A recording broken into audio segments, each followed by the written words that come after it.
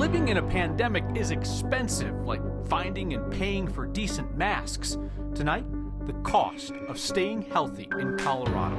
A week into the King Soopers strike, the union leader and the company president both talk to Next, and they agree on one thing: it's having an impact. I think it's making an impact on this negotiations, also on the company's business. It is making an impact. We've made some progress, particularly over the last couple of days, and I'm optimistic. Neighbors see fire on the horizon, and they don't like the brush off they got from their city. The Marshall Fire has a lesson for everyone who rents a storage unit in Colorado. And a trip canceled due to COVID gives a family the chance to prove that a sense of humor can get you through just about anything. Unexpectedly from my home to yours again, this is Next. When the state bungles the rollout of a free mask program, that impacts some Coloradans more than others. When the state cancels a vaccination clinic at the last minute in an underserved community, will that impact some Coloradans more than others? What is one person's hassle or added expense is somebody else's barrier to staying healthy. Here's Mark Salinger. COVID is expensive. $24.95 for a pack of KN95 masks to try and stay safe. $23.99 for an at-home test to see if you have the virus. $11.99 for cough medicine when you get sick. The costs add up before you even talk about missing work. We're all trying to do our best, trying to be resilient, but the bills are accumulating. The experts say wearing high-quality masks and testing often at home are some of the best ways to stay safe. Now the government is finally making those tools accessible to everyone. I think these new programs are absolutely necessary. We could have used this a while back. Maria Gonzalez is the executive director of Adelante Community Development, an organization fighting to make sure Latino communities have equal access to resources and care. As the government begins giving out free KN95 masks and prepares to distribute at-home tests, she hopes the barriers stopping people from keeping themselves healthy will come down. You think something so little, but it's really the preventive medicine that you need, wearing your face covering at every place you go. The demand is clearly there. An hour after they opened, 1,000 free masks at Aurora Central Library were gone. In Fort Collins, the free KN95 masks went even quicker, gone by 10:30. All of that can be really expensive on someone, and that creates a giant financial impact. Ozzie Granardo is the Chief Diversity Officer at Centura Health and sits on the Colorado Vaccine Equity Task Force. COVID has impacted different communities disproportionately.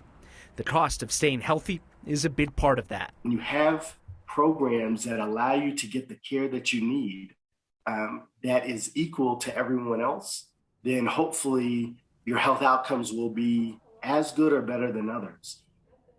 Now, the state's rollout of the free mask program has been a bit confusing. They announced they'd be available at places like fire stations and libraries. The fire departments didn't have any masks and weren't ready to give them out. Neither was Denver Public Libraries. Those community leaders I spoke with are looking at the federal government's rollout of home testing kits to be smooth so the trust isn't lost. Kyle? Yep, you want trust. Nobody expects perfect, but they expect competence. That's fair. Mark Salinger, thank you very much. Hey, a bunch of Next viewers reached out to ask why there weren't any locations in Douglas County for the state's free mask giveaway. State Health Department told us today that it was an opt-in program, and no area in Douglas County opted in. Our state's positivity rate is inching down from all-time highs. But first, a look at ICU beds. 97% of the state's ICU beds are occupied currently, 111 open statewide. We haven't gone below 90% since September of last year. Now to that positivity rate, which is coming down from heights that we had not previously seen in the pandemic. 26.5% of tests have come back hot over the last week. We got to nearly 30% 1 week ago. So we're now entering week 2 of the King Soopers strike. Today I talked with both the head of the King Soopers Employees Union as well as the president of King Soopers and City Market. The union suggests that a deal is not close, yet King Soopers seemed optimistic. Spin? Reality? You'll hear from both of them for yourself in just a moment after we look at what's at stake for thousands of employees of Colorado's largest grocery store. King Soopers says that it's offering wage increases of up to $4.50 an hour based on position and tenure, and then additional raises over the life of the contract. Starting pay would increase to $16 an hour. King Soopers' offer also includes more money for health care benefits. The union doesn't like that the deal would limit overtime and would allow the company to lower wages at any time. Employees are asking for armed security and safety improvements at stores after the killing of 10 people at the store in Boulder last year. And the union's asking for an easier path to full-time jobs and better health benefits and pension security. An economic roundtable survey of Kroger workers nationwide found that the majority of them were food insecure. They were worried about how they were going to pay for their next meal. The company has dismissed that survey as misleading. But UFCW local president Kim Cordova told me that that concern is at the root of what they feel is disrespect and a disconnect. Our workers do the heavy lift, do all that essential work, providing the services that our neighbors, our communities need, right? They do all the work. But instead of sharing that success, they take that money to Wall Street and then paint this picture that it's the workers' fault. How dare those serfs ask for a livable wage? How dare them speak up about food insecurity or the fact that they're homeless? It's so shameful that King Soopers has food pantries in their stores. They don't stock it. Those food pantries are for workers to share what little food they have with each other. If the proposal from King Soopers right now is so bad, why not let your union members vote on it? Are you concerned that they might take the deal? No, not at all. So the strike is over unfair labor practices, which the company has not settled. Negotiations obviously play a part into some of this, that we're in the middle of contract negotiations. And so the company's proposals have been, at least on paper, and they're trying to take this fight through the media and now through the courts, is to put some money to look like it looks good, but you never get to see it because your hours are reduced or somebody else is doing your job, or these are part-time jobs. Has the restraining order effectively made your strike seem smaller and less effective to the public because you can only have so many people on the lines? No, and actually, it's rallied the troops and the neighbors and supporters. This is King Soopers' way to try to silence the workers, but they didn't get what they wanted. King Soopers' restraining order also limits the number of picketers on the line and keeps them from blocking store entrances. King Soopers President Joe Kelly stands behind his company's actions as well as his company's offer, which King Soopers has touted in the media as being more money for their employees than, say, what Colorado's social workers make or what Colorado's roofers make. Is that an argument for not paying your people more, or is that an argument that those other professions should go get a union? I think it's an argument that everyone should be paid appropriately and should be paid a fair wage. I don't think it's one against the other. I think that the example that you brought up, we were actually just trying to compare the fact that we're paying a fair wage to our associates. And as a matter of fact, as we get this contract done and get it ratified, that they'll be making even more. That's the important piece. Get the money in our associates' pockets. That's where it belongs. You got a temporary restraining order against your employees. If my boss got a temporary restraining order against me, I don't think that I would like it. How do you think your employees feel about it? Yeah, so I think it depends on who you talk to, right? What I want to be clear on, we have a number of our associates out on strike. We also have a number of our associates that are still working. We also have hundreds of people that have come in from outside of Colorado from other unions. First and foremost, the reason that we have the order, and clearly the court agreed with us, is our first obligation is the safety of our associates and the safety of our customers. And there were some activities that were happening that the court agrees were unlawful and certainly unsafe. Colorado's got a lot of places they can go to shop for groceries. Do you have any concerns that there's going to be lasting ill will toward King Soopers as a result of how Coloradans perceive this going down? When you change people's shopping habits, there's always a risk that they won't come back. So yes, I'm concerned. What I will tell you is we're going to do everything in our power to get all of our customers back and welcome them. And hopefully they'll come in and they'll celebrate with our associates being back to work. That's just a little bit of our longer conversations today. You can see my full unedited discussions with UFCW Local 7 President Kim Cordova and King Soopers President Joe Kelly on the next YouTube page. One more King Soopers note while we're talking about this. We got to look at the outside facade of the Table Mesa store today. This was the store in Boulder that was supposed to reopen today, the place where a shooter killed 10 people last March. King Soopers postponed that reopening due to the strike. One quick correction. Earlier, I said that 97% of Colorado's ICU beds were currently occupied. It is 92% of Colorado's ICU beds. Sometimes when I try to do this off the top of my head, I get the numbers switched around. Speaking of, a word about how we ended up back here in just a moment. Also, I thought I was looking at a fire. I don't see how anything like that is something that's actually controlled. people in Broomfield feared the worst when they saw flames and a huge plume of smoke at an oil and gas site. The real issue happened before the threat was visible. And a lot of people who owned homes in the Marshall fire burn area lost everything. It's going to be renters, though, who really get wiped out. A wake-up call about insurance. Next.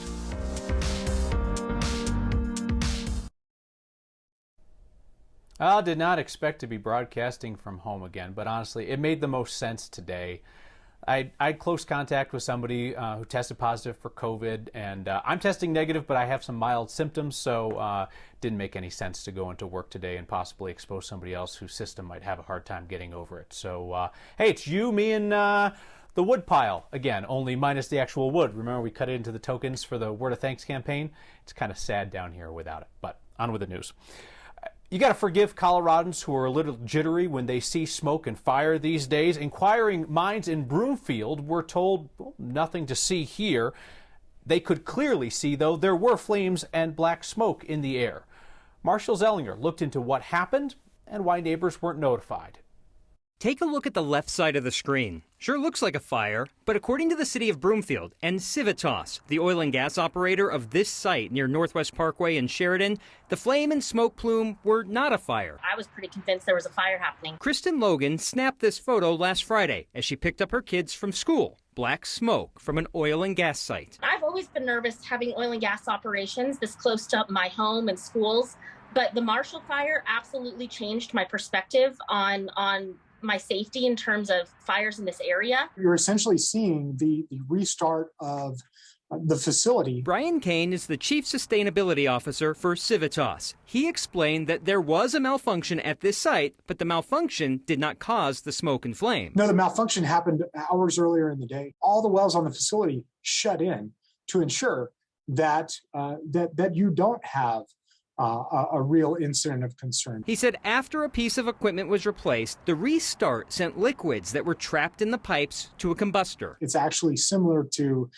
throwing a piece of bacon or something greasy on a barbecue grill. Your safety mechanism, as you saw it, worked, but it doesn't give me a lot. Still doesn't give me a lot of comfort. Pam Wanick saw the black plume of smoke from her back door 2 weeks after the Marshall fire. It's like we had no idea what was even going on. I have horses. My neighbors all have horses. Evacuation is a bit of a process. Both Pam and Kristen, who saw the smoke, would like to be notified by authorities, even if it's nothing to worry about. The communication was really, really lackluster. Well, I believe that we should have had a reverse 911 or some code red identification saying that the plume that we saw was not a problem, that everything was under control.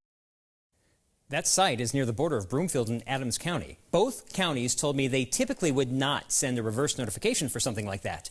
Broomfield said it was posted in real time on the city and county's oil and gas dashboard. The person who oversees notifications for Adams County told me she would run it by the county's fire partners. But get this, Kyle. Only 3% of Adams County residents are signed up for reverse notifications. We've been pushing this for 3 weeks, and only 3% in Adams County. Sign up now. Yeah, it's an opt-in system, folks. Opt-in. What's the state saying about air quality, Marshall?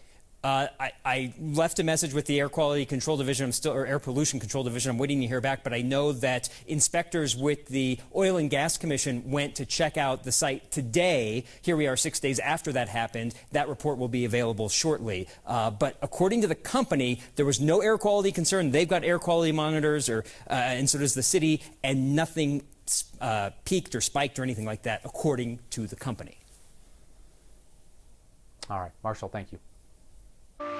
And something you really can't afford not to have, and people just don't think about it. The ashes of the Marshall Fire contain a warning for every renter in Colorado, even if all you're renting is a storage unit. COVID canceled the trip of a lifetime. That's horrible. What's not horrible is how two sisters decide to cope with their staycation. That's next.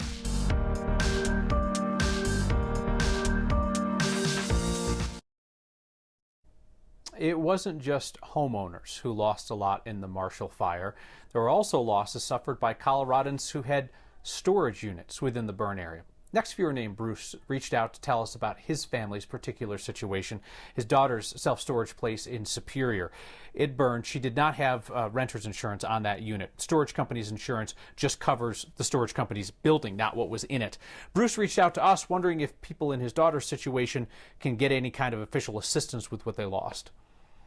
FEMA, I would talk to them because contents should be covered under the individual assistance grants that they have, certainly even through SBA loans. But at the same time, I would talk not just about the storage unit that was destroyed, but are those contents covered by the FEMA individual assistance monies? They would have to speak to that. Unfortunately, if she does not have renter's insurance, it will not be covered to replace all of those items. So a big wake-up call to people that renters are our most vulnerable group in a fire like this. Carol Walker there from the Rocky Mountain Insurance Association says renter's insurance can often be very inexpensive. You can just tack it onto your auto insurance, and just like homeowners do, you need to be documenting your possessions in photo or video.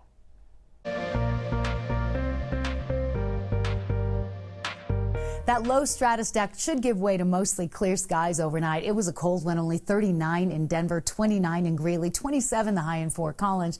Next storm already on the way. With that brief break today and the break from the snow, short-lived. We have accumulating snow coming into the northern mountains by tomorrow morning. Snow showers for Denver by the afternoon. No advisories for snow or travel, but an inch or less on the grass, certainly a potential by tomorrow night, with 1 to 3 inches from Bailey up to Allens Park and Estes Park. So on the planner forecast, we're looking for snow showers and a high of 40 on Friday, a mild and dry weekend, temperatures in the 50s on Sunday. Next storm and chance for snow Monday night into Tuesday. All right, you know the nightly reminder. Sign up for your county's emergency alerts, especially you, Adams County, 3%. Come on. I'll reward everyone with something that's not horrible. In fact, something that was horrible and was turned into something wonderful. Next.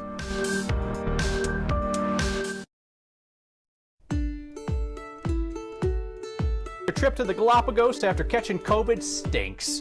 Hilariously making the best of the situation.